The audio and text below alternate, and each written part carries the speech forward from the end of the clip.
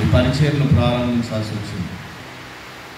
ఈ పరిచర్య ముందట మహబూబ్నగర్లో నేను ఉద్యోగం చేసేటప్పుడు మరి ఉద్యోగం చేసుకుంటూ హెల్త్ డిపార్ట్మెంట్లో మరి సువార్త పని చేసుకుంటూ చుట్టుపక్కల ఒక 14 తాండాలలో సువార్త పరిచర్య చేస్తూ ఉన్నప్పుడు మరి ఒంటరిగా పరిచర్య చేస్తున్నప్పుడు ఎన్నో శోధనలు ఎదురయ్యేవి. ఆ ప్రాంతంలో అలాంటి పరిచర్య చేయడం వాళ్ళు అనుమతించారు.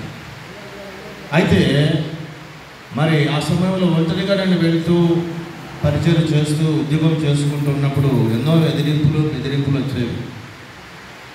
ఆ సమయంలో సోదరుడు ఎల్ఎస్ ప్రసాద్ కూడా మరి నా దగ్గరే ఎక్కువ ఉండేవారు.